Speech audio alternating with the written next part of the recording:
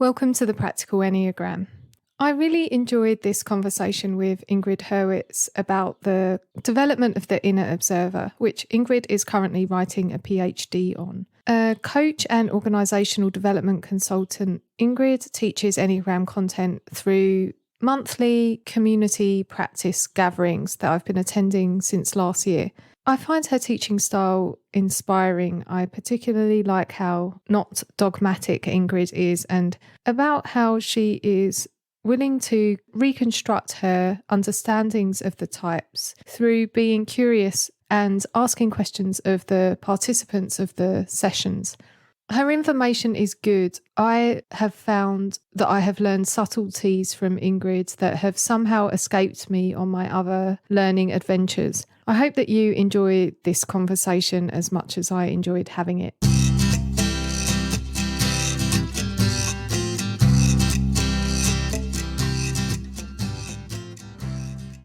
Before we take a journey in land of esoteric, can you share with people who are listening about what you do and what you get up to in the world? Sure.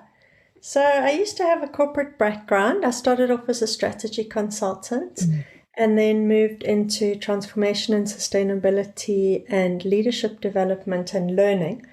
So I have a long background in various forms of personal transformation work within that leadership development domain. And it was within that world that I came into contact with the Enneagram and was hooked pretty much instantly. Yeah. And then was trained as a coach and have been working with the Enneagram for about 10 years. Coaching, leadership development, team effectiveness facilitation, culture change in large organizations. So, that's really how I've been using it. And my work is increasingly turning into coach supervision, training coaches and facilitators, and teaching the deeper dimensions of the Enneagram system itself. So that's really where I get the biggest thrill, is actually teaching the Enneagram system. Was it easy for you to find your type right away, Ingrid? I'm curious. I have been back and forth a number of times. When I first got diagnosed, I was so horrified I wanted to hide under a table for 3 weeks. Really? As a seven? They say about seven's like the one that doesn't mind being typed as seven, but that wasn't your experience. I think sevens probably don't mind being typed as 7 because they don't read the report properly. Was your introduction to the Enneagram through IEQ9 and the report? The first report I did was the RETI. The RETI, yeah. It wasn't particularly accurate, but it was enough for a corporate workshop that I was part of to get a sense of the depth and dimension of what the system offers. And it was then that I went and did the IEQ9 and ended up doing the IEQ9 training. And that was where the 7 came out. You know how Richard Rohr speaks about the necessary moment of humiliation? So I experienced that with that report and realized the extent to which I'd been driven by a kind of mania a lot of my life. And what about your subtype 2? Was that easy to identify? I didn't pay any attention to subtypes for quite a few years. It wasn't really highlighted as being a very significant part of the system. Yeah. And it certainly wasn't trained in any depth when I did my training. So I didn't appreciate how significant it was until much later. And now I think it's probably the most significant part of an Enneagram personal transformation journey is the subtype. It still feels very much, well, not disputed. Like, I think all of the Enneagram teachers say it's important now, but then you've got people like Russ Hudson saying that the instincts are a lot more fluid, and that by taking an identification of one subtype, we are ignoring the fact that they're more fluid. And then you've got people like Beatrice Chestnut saying, no, this is really key to your growth path. So you fall more within Beatrice Chestnut's. Say yes, more specifically Oranio Paez, who she with. And he's of the position that the subtype is a safe and controlled way of expressing the vice. It's really profound because the subtype then becomes a mask of the passion. And it's really in a particular, what Helen Palmer calls an instinctual territory, that our primary wounding occurs. So you use that dimension a lot in forming your work with clients and your own work, the sort of subtype dimension, yeah? Very, very much so. To the extent that now I won't coach anybody until we've come to some kind of clarity on their subtype. So that would be the first step in a coaching relationship is, okay, let's figure out which of these 27 subtypes is your main lens on reality and your main preoccupation. If we have to spend 3 or 4 months figuring out what the subtype is, then that's what we have to do. Yeah, I love that. I know this isn't our subject today, so one more question about this, but how do you get clarity on that with your clients? Do you go through a set process or? I usually spend a long time interviewing people about object relations, the lost childhood message, those kinds of things, the core avoidances. So I use a lot of Enneagram content and I put it in front of the client and I say, let's talk about this. Go through Enneagram teachings together to try and get to the bottom of it, to uncover, first of all, is it shame, rage, anxiety, which center is their primary type in, and then trying to figure out in which instinctual territory the main fixation is. But generally, the process that I follow is taking my synthesized research and insights that I've condensed and putting them in front of my client and saying, okay, let's explore this. Which of these sounds more familiar?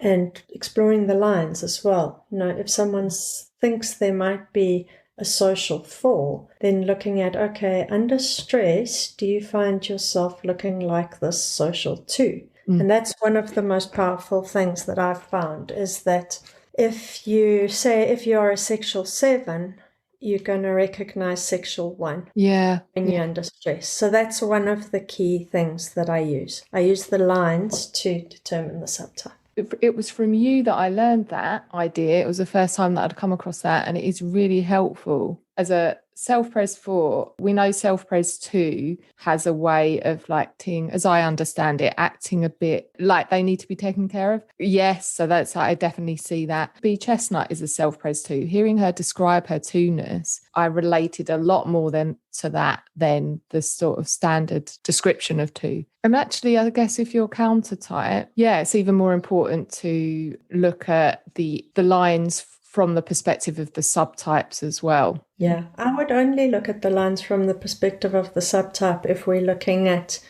disintegration. When we move to the high end of the other types along our lines, we're going to the virtue and the holy idea. When we go down to the disintegrated low end of the types down our lines, we're looking at the subtype presentation of those types and the defense mechanism largely. It really helped me as a sexual 7 to become aware of sexual 1. Yeah. It's a massive blind spot for 7s, just how angry they can get. Oh my God, I nearly peed my pants when you explained you on sexual 1 on Saturday. Feel free to say no, but will you explain how it looks when you go to sexual 1? You're talking about the holy rage. Yes, it's taking people on in public places about their defective behavior and morally annihilating them. If it's racism or sexism that I witness, or someone being nasty to their child. Holy rage, really funny and really helpful as well. And then how's it look for sexual 5, Ingrid, to come up? How does that move look? To go to sexual 5. Yeah, because sexual 5 is a counter type 5, isn't it? Yes, it is. So sexual 5 is really about a profound idealization of love itself, which is part of the sexual 7. But then having this idea of the perfect love and the perfect partner, the confidant. So having a shared reality with somebody, and that then becomes a preoccupation of establishing a shared world, whether it's intellectually, spiritually, or emotionally, with another person. And I wanted to know whether that move for you, or how that shows up for you as sexual 7 to be in sexual 5. I think it's quite an extreme idealization of a person, or in my case, a spiritual teacher. That's interesting. Very worshipful, like a profound devotion to an idealized image of somebody. Yeah. And establishing a whole reality, a relationship with one person. Makes sense, yeah.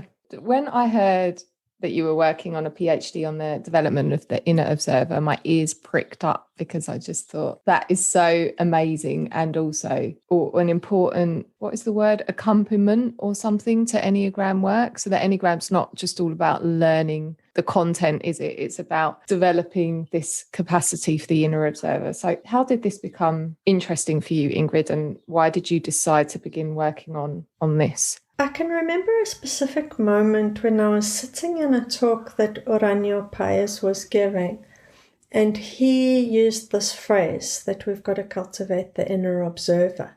And it just rang true somewhere in my being, but I didn't know what he meant. And I think I filed it away somewhere in my mind. And then I heard it again from Helen Palmer. And I became very curious about where this was coming from and what it was about, but I'd never been exposed to any specific teachings about it.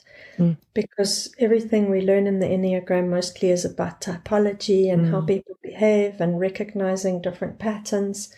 So I started exploring the importance of this. What we're actually doing in the Enneagram transformational journey is changing our quality of awareness, ways of paying attention to things, and this cultivating of a particular form of self-awareness. And that's really where the keys are. The keys are in being able to self-observe, rather than knowing content, as you pointed out at the beginning. And why is it needed in conjunction? Because we do need the content as well, the Enneagram content. Why is the capacity for the inner observer needed? One of the important ways in which it's needed is to actually differentiate from the superego. Because what can happen with this Enneagram work is that as we learn content, we start to beat ourselves up with it. Yeah. And we over-identify with some of the teachings. And the inner observer allows us to be content-free.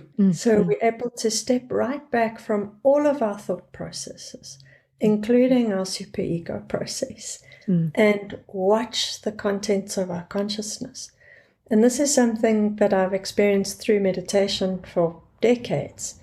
But I think it's the most important thing, is to be able to drop right back from one's own thought and notice what processes are occurring and see, my inner critic is having a wonderful day today. Is this the same as mindfulness? Is it the same thing? Mindfulness is a very big term. It covers a lot of things. So mindfulness can be this compassionate self-observation of anything that arises. It could be noticing the quality of one's attention. It could be a kind of introspective quality of looking within oneself somatically and reading one's own physiological responses to the world, the phenomena that are happening inside oneself, such as, noticing one's heart rate becoming elevated, any somatic process. So mindfulness covers a lot. Mindfulness can also be paying micro attention to one's sensory experience. So, for example, right now, you could switch into mindfulness mode and notice the sensation of your socks on your feet. That's mindfulness as well. So I think there are multiple forms of this awareness, whether it's metacognitive awareness, like noticing my problem-solving strategy, noticing my thoughts are going in a loop, or looking at my own feelings, what emotions are flowing through me. So, yeah, there are lots of different forms of it. Well, the question in my mind was, would I introduce this capacity for the inner observer? Would I describe this as the state of being mindful, say to a client, because mindfulness is very understood as a concept, or at least people have heard of mindfulness, but the inner observer, that's a less sort of well-known description. So would you teach someone about the value of this using the word mindfulness? I would probably use mindfulness for teaching a client to be in the moment with a very refined awareness of their sensations. Yeah. Inner observer, I would move on to, as soon as possible, to help somebody to find a witnessing consciousness that is empty within themselves. So to disidentify from their own thought processes, to develop that stable inner home. That's what Thich Nhat Hanh calls it, the Buddhist. Develop an inner stability that allows them to notice their feelings flowing through them, changing, moving through them without identifying with those. So for me, mindfulness and a still witnessing consciousness are quite different. Yeah. So that for me is more important, actually, to lead people to a space in which they can experience their mind as very calm and still and empty, that their thoughts and their feelings are things that arise and impinge on their awareness, not themselves. Yeah, I mean, it's a very Buddhist idea, this I consciousness, the empty mind, the big mind. But whatever language we use to get there, the experience is very, very helpful for people to drop back into a state in which they're able to disidentify with all content, including Enneagram content. Right. So, when I'm walking around thinking, oh, SX going to SX1, 5, 4, that's content. Yeah. That's not inner witnessing. That's not the inner observer doing the observation. How does one develop the inner observer? So we were speaking about this a few weeks ago. You were asking me questions about how I access my own sort of witnessing consciousness. And through our conversation, actually, I was able to see that I do it in a very random way. There's no structure to it. And it had me thinking about whether I could be more structured in cultivating the inner observer. What are the first steps in developing this facet of awareness? I think the first thing is to have a real life taste. You can talk about it, but it's very different to having an experience of oneself in a witnessing consciousness state of awareness. Mm-hmm. It's not a thought, it's not an idea, it's not an abstraction. So you've got to get somebody to move from thinking it's an interesting idea to having a moment in which they experience the centered, quiet peace of being in that state of awareness. So that would usually come through some kind of contemplative practice, meditation. Going into a space in which one is able to notice thoughts arising, and then, say, in Sam Harris's meditations, which I use daily and I love, he'll say, notice a thought arising, and when you notice that your mind has been caught up in a thought, focus on it as a thought and watch it unravel. So it's those kinds of practices that allow us to see that our thoughts are ephemeral, and that when we do look at them, they do unravel and disappear, one after the other. And it's through these kinds of practices of noticing the qualities of mind, the patterns of mind, the habits of consciousness that we begin to see what precedes that. The, I don't know, underlying base of consciousness. The first step is to have a taste. You can guide your clients into a state in which they experience that stillness, in which they see that their thoughts are coming and going and disappearing, their feelings are changing every minute, that they are in the state of constant flux, and that everything comes and goes, but that pure awareness is the underlying state behind all of that change. So once people have had the taste, they want more. And then I think it's fairly specific to different people and different types what's going to get them there. Because different practices work for different people. Sitting meditation works for some people. Tai Chi works for others. Yeah. Does the Enneagram help us to inhabit the inner observer? Does learning it help us to do that? Yes and no. I think it depends on how it's taught. I think there's a risk in learning the Enneagram that it just fills your head up with more stuff, more content, more concepts, more tools to beat oneself up with. It can definitely weaponize the superego and cause a lot of rumination, self-recrimination. So it can have that effect, just to fill your mind up with more content. Or it could be a system that allows one to be in a witnessing mode and to self-distantiate from the contents that it offers. So obviously I like to use it in the latter way, which is, okay, drop back into awareness and observe thought patterns or observe feeling patterns. And because the Enneagram is so complex and differentiated and provides such a detailed articulation of the psychological landscape and our intrapsychic dynamics, it gives us that high degree of specificity of what we can observe. So it gives us that very detailed mirror and map of what's going on within ourselves. So in that way, it's brilliant that one can then notice and have an inner spaciousness that we're able to self-objectify and say, okay, I noticed that I was doing that. But then the challenge obviously is not to get caught into that and go down a rabbit hole into just thinking about the Enneagram.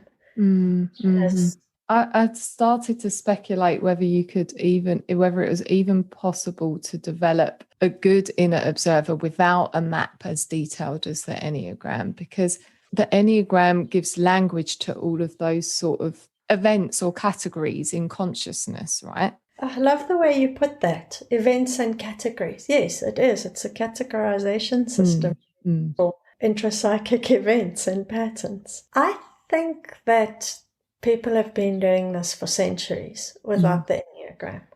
Buddhism certainly does, Christianity does, Sufism does. And as human beings, we've been developing maps of the soul forever. And the Enneagram is just one of those maps.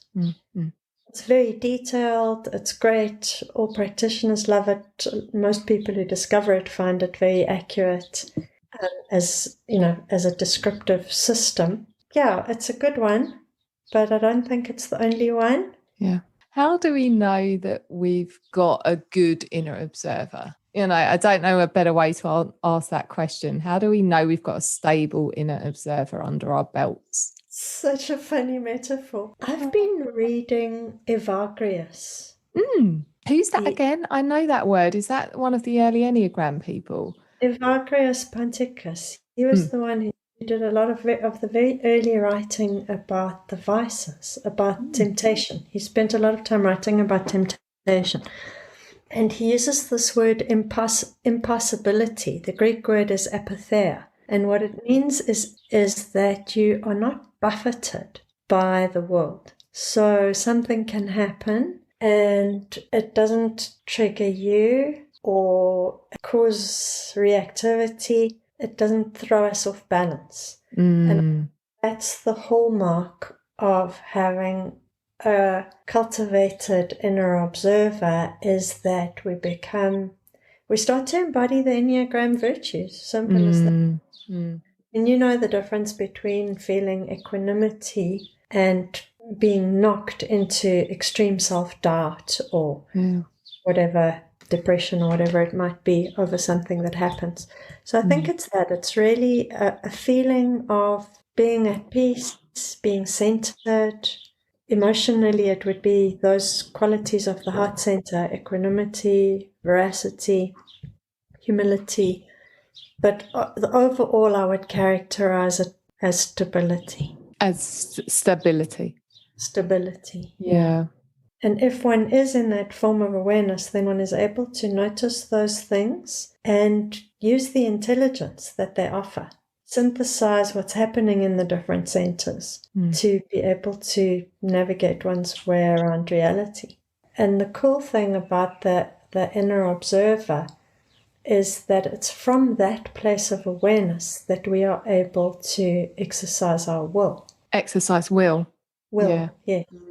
That seems to be underneath every single coaching challenge, really, is that ability to have new choices in the moment. I think it's challenging to connect people with that relatively passive practice of watching our thoughts and our feelings, and connecting that practice with having the power to exercise free will. Do you know what I sometimes do in my sessions with clients?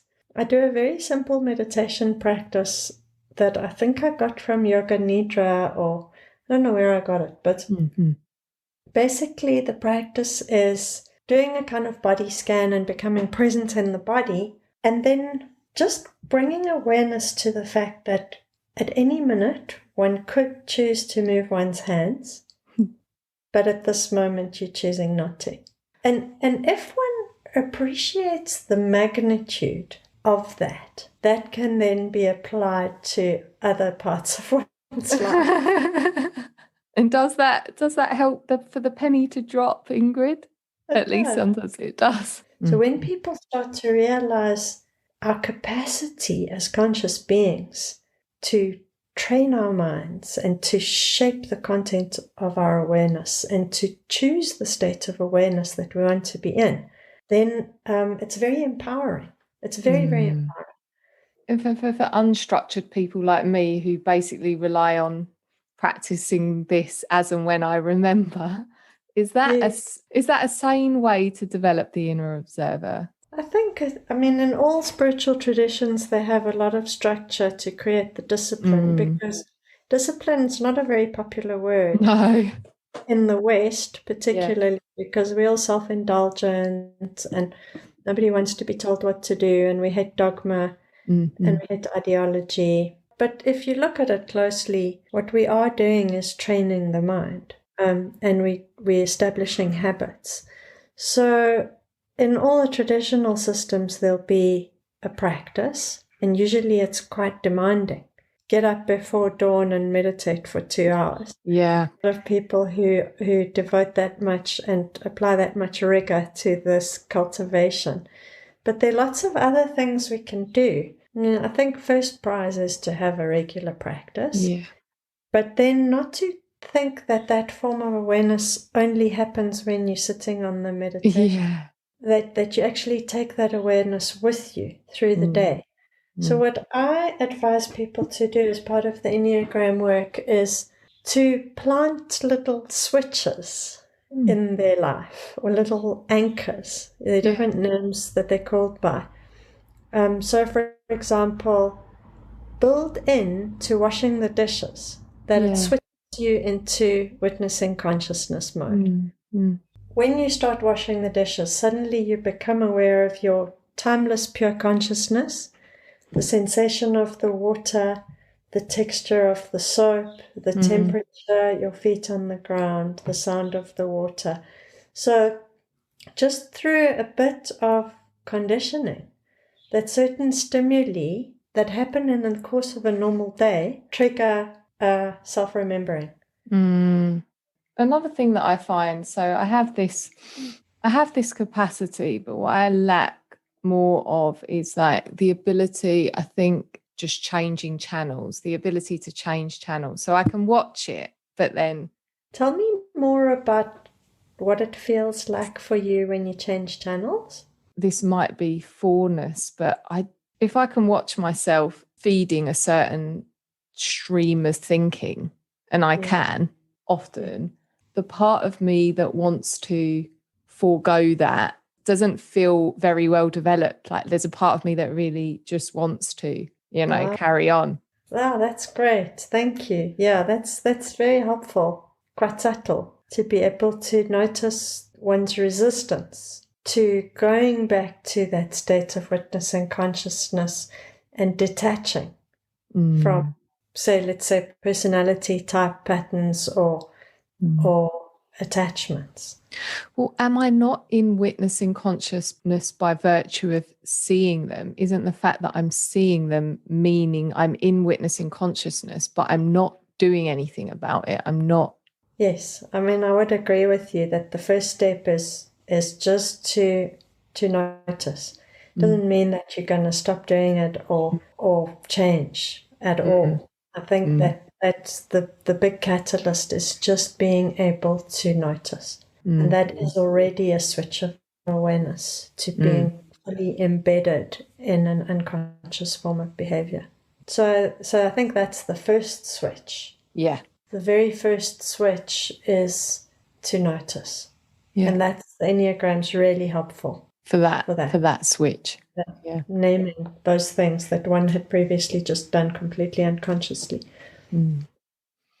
But then I think as we become more self-aware, we become more deliberate about switching, and we switch around more subtle things. So it might not be around behavior that we want to switch then. It might be around the nature of our thinking. And I think the thing that I've seen with clients and in all this teaching work is that when one is able to observe the first mover behind the ego strategy, when one is able to observe the anxiety or the shame that is named by the heart wound, then a lot of the type behavior in the subtype naturally falls away. Because if you're able to be with the shame and feel it and hold it with compassion, to just hold it, then it obviates the need for the anesthetic, which is the behavior of the type. Yeah. What are your personal practices around cultivating witnessing consciousness? So I think my inner observer used to only kick in after I'd run into a wall through some reckless behavior. And through the Enneagram, definitely that naming of the content and the pattern recognition, really key, of noticing the consequences and how those patterns are perceived by others, because the Enneagram's good at articulating that big blind spot as well. Yeah. Becoming aware of the patterns, being able to step back, recognize them, watch them almost as a movie, like, oh dear, we're watching that Enneagram 7 movie again. And there's some metaphors that some of the teachers use, like Richard Rohr speaks about a viewing deck. We have the viewing deck on the self. So I think that's another stage of it, is paying particular attention to the patterns and the habits. And then I don't claim to be far down this path really, but what I'm starting to experience more and more is that sense of being dropped back into the empty witness. And to be able to just notice things arising, notice thoughts, notice feelings, and be in a very non-attached state experience. And I suppose that's some of the getting access to some of that 5 quality. Yeah. Non-attachment. So I'm starting to feel that and have an experience of it, which is really, really nice. And I notice it by things like if I lose something or if I have an accident, that it doesn't really trigger any change in my state, which is a very pleasant experience, I must say. I had a car accident. Oh. And I felt not a single ripple in my feelings or thinking. It was literally just, oh dear, some admin with the insurance company. It was a really nice feeling. That's great. So much space, yeah. That's what it is. It's spacious. Space, yeah. Just because the question popped up in my mind a few times, how do we distinguish non-attachment, the non-attachment of the inner observer from detachment from our experience, which is a more sort of reactive, numb stance? So I think like the distinction I would make is between dissociation and non-attachment. The way that I found my understanding of that non-attachment is also through someone like the Thich Nhat Hanh, because I'd also always had the idea that non-attachment is kind of feelingless, a bit cold. But the mind in Buddhism is actually the heart mind, and it's not cold. Yeah. I think in genuine non-attachment, one can experience true love because it's not based on need or insecurity. So in non-attachment, because one feels unassailable, there's nothing to defend. There's absolutely nothing to prove, that one is able to be genuinely open-hearted. And I think that's why the non-attachment for 5 takes them to the high end of Enneagram 8, which is the humility and the innocence. The innocence and the sensitivity of 8, when there's nothing to defend, is actually an outcome of non-attachment. Yeah. Does that make sense? It does. There's a big difference between seeing the world through a system and trying to have an answer about what's going on, as opposed to that innocent encounter with the flow of phenomena that the inner witness is able to do. Wow, that was so well put. Yeah. Anything else that we haven't spoken about? I know this has been a bit of it's really difficult to talk about this subject. It is intangible. It definitely has tangible outcomes, but it's an intangible thing to try and talk about. I'm noticing that I feel concerned that this has been a bit unwieldy for you. No, not at all. It's an incredibly difficult and subtle thing to talk about because we really are suddenly plunging ourselves into one of the most profound questions that we can ask as human beings is, what is our awareness? What is the nature of awareness? One spiritual teacher, I recently listened to an interview and he said something like, we have forgotten that we are awareness of awareness. Or we are self-awareness itself. Let's put it that way. Yeah. So if I say something like, have you forgotten that you are self-awareness itself? That statement catalyzes a shift in consciousness. Yeah. So it's difficult to talk about this topic because what I actually find is talking about it puts us in a kind of trance state. Yeah. And it's part of what's fascinating about it. It's a very fascinating thing. Yeah. How's the work on the Ph.D. going, Ingrid? Is it hard to do? Is it being difficult? No, I love it. I mean, the only real difficult part is the time. Yeah. Putting to it and the discipline of sitting still and writing. Just carving out big blocks of time to actually write. But as far as the content goes, I find it absolutely thrilling. I love it. Yeah, that's great. I fell in love with Evagrius. Oh, did you? Yeah. How are you reading his stuff? Is that available on Amazon? Has he got books on Amazon? No. There's books on the history of Christian mysticism that quote him extensively and discuss his ideas. So I find my way to these wonderful sources. But they're so mind-blowing and beautiful, and I love the ideas, I love the thinking. So yeah, cool. It's very easy to keep going on the research. can I say that this might be connected with one of the gifts of orienting from the 7 perspective is being able to be, to a degree, comfortable in spending long amounts of time in the mental center and doing work that's quite mental. Very much so. Especially the sexual 7, there's just a love of ideas and different cosmologies. And I mean, there is always that downside of symbolizing. One of the traps of 7 is self-symbolizing, or of symbolizing the whole world. So leaving reality and going to live in a symbolic universe. You can imagine how much the Enneagram taps into that predisposition. That you end up going to live in the Enneagram instead of reality. Yeah. Where can people learn more about your work, Ingrid? A nice back to material world sort of question. Well, what I've been doing this year is I've been running these type-specific courses. So I've been doing one a month, but I am repeating each of them. And the series is called Into the Wounded Heart of type 1, 2, 3.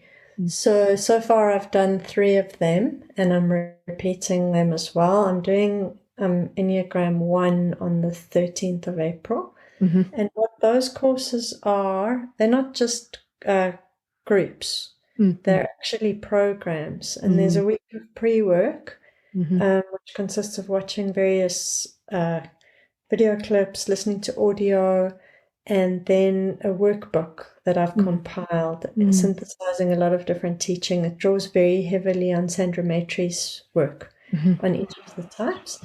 And then I get people together in relatively small groups, and we explore those intrapsychic dynamics in depth, but very much based on the object relations and the heart wound as the foundation for the type's particular strategy. So that's what those are about.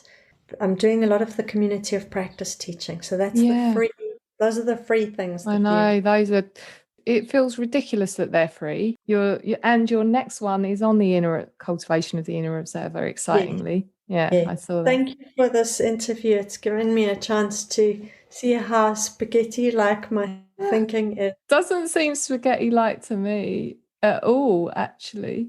Sitting here, I'm having this image in my mind of a colander full of spaghetti. Yeah, and thank you for your time, Ingrid, today. Such a pleasure, Iz. It was wonderful to spend some time with you. Next time, I'll be speaking with executive coach and facilitator Renata Landman on polarity and the Enneagram. Make sure that you subscribe so as not to miss that.